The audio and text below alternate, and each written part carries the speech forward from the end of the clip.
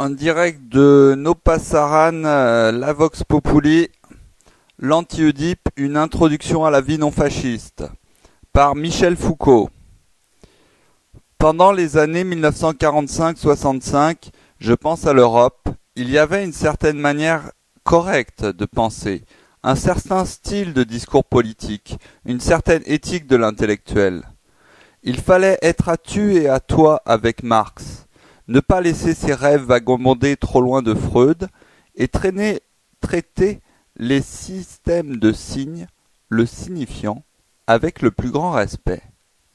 Telles étaient les trois conditions qui rendaient acceptable cette singulière occupation qu'est le fait d'écrire et d'énoncer une part de vérité sur soi-même et sur son époque.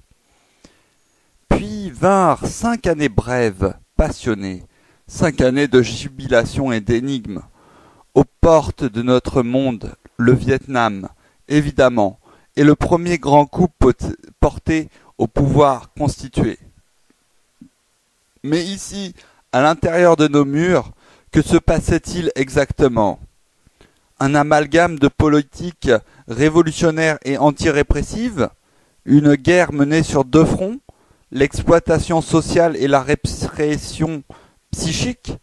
Une montée de la libido modulée par le conflit des classes? C'est possible. Quoi qu'il en soit, c'est par cette interprétation familière et dualiste que l'on a prétendu expliquer les événements de ces années. Le rêve qui, entre la Première Guerre mondiale et l'avènement du fascisme, avait tenu sous son charme les fractions les plus utopistes de l'Europe, l'Allemagne de William Reich et la France des surréalistes, était revenu pour embraser la réalité elle-même, Marx et Freud éclairés par la même incandescence. Mais est-ce bien là ce qui s'est passé? S'est-il bien agi d'une reprise du projet utopique des années 30, cette fois à l'échelle de la pratique historique? Ou y a-t-il eu, au contraire, un mouvement vers des luttes politiques qui ne se conformaient plus au modèle prescrit par la tradition marxiste? Vers une expérience et une technologie du désir qui n'étaient plus freudiennes. On a certes brandi les vieux étendards, mais le combat s'est déplacé et a gagné de nouvelles zones. L'Anti-Oedipe montre tout d'abord l'étendue du terrain couvert. Mais il fait beaucoup plus. Il ne se dissipe pas dans le dénigrement des vieilles idoles, même s'il s'amuse beaucoup avec Freud. Et surtout, il nous incite à aller plus loin. Ce serait une erreur de lire l'Anti-Oedipe comme la nouvelle référence théorique. Vous savez, cette fameuse théorie qu'on nous a si souvent annoncée, celle qui va tout englober, celle qui est absolument totalisante et rassurante, celle, nous assure-t-on, dont nous avons tant besoin en cette époque de dispersion et de spécialisation d'où l'espoir a disparu. Il ne faut pas chercher une philosophie dans cette extraordinaire profusion de notions nouvelles et de concepts surprises. L'Anti-Oedipe n'est pas un Hegel clinquant. La seule manière, je crois, de lire l'Anti-Oedipe est de l'aborder comme un art, au sens où l'on parle d'art érotique, par exemple. S'appuyant sur les notions en apparence abstraites de multiplicité, de flux, de dispositifs et de branchements, l'analyse du rapport du désir à la réalité et à la machine capitaliste apporte des réponses à des questions concrètes. Des questions qui se soucient moins du pourquoi des choses que de leur comment. Comment introduit-on le désir dans la pensée, dans le discours, dans l'action? Comment le désir peut-il et doit-il déployer ses forces dans la sphère du politique et s'intensifier dans le processus de renversement de l'ordre établi? Ars erotica, ars theoretica, ars politica. D'où les trois adversaires auxquels l'Anti-Oedipe se trouve confronté. Trois adversaires qui n'ont pas la même force, qui représentent des degrés divers de menace, et que le livre combat par des moyens différents. 1. Les ascètes politiques, les militants moroses, les terroristes de la théorie, ceux qui voudraient préserver l'ordre pur de la politique et du discours politique, les bureaucrates de la révolution et les fonctionnaires de la vérité. 2. Les pitoyables techniciens du désir, les psychanalystes, j'allais dire les pipicanalistes, les psychanalystes et les sémiologues qui enregistrent chaque signe et chaque symptôme et qui voudraient réduire l'organisation multiple du désir à la loi binaire de la structure et du manque. 3. Enfin, l'ennemi majeur, l'adversaire stratégique, alors que l'opposition de l'anti-Oedipe à ses autres ennemis constitue plutôt un engagement tactique, le fascisme. Et non seulement le fascisme historique de Hitler et de Mussolini, qui a su si bien mobiliser et utiliser le désir des masses, mais aussi le fascisme qui est en nous tous, qui hante nos esprits et nos conduites quotidiennes, le fascisme qui nous fait aimer le pouvoir, désirer cette chose même qui nous domine et nous exploite. Je dirais que l'anti-Oedipe, puissent ses auteurs me pardonner, est un livre d'éthique, le premier livre d'éthique que l'on ait écrit en France depuis assez longtemps. C'est peut-être la raison pour laquelle son succès ne s'est pas limité à un lectorat particulier. Être anti-Oedipe est devenu un style de vie, un mode de pensée et de vie. Comment faire pour ne pas devenir fasciste, même quand, surtout quand, on croit être un militant révolutionnaire? Comment débarrasser notre discours et nos actes, nos cœurs et nos plaisirs du fascisme? Comment débusquer le fascisme qui s'est incrusté dans notre comportement? Les moralistes chrétiens cherchaient les traces de la chair qui s'était logée dans les replis de l'âme.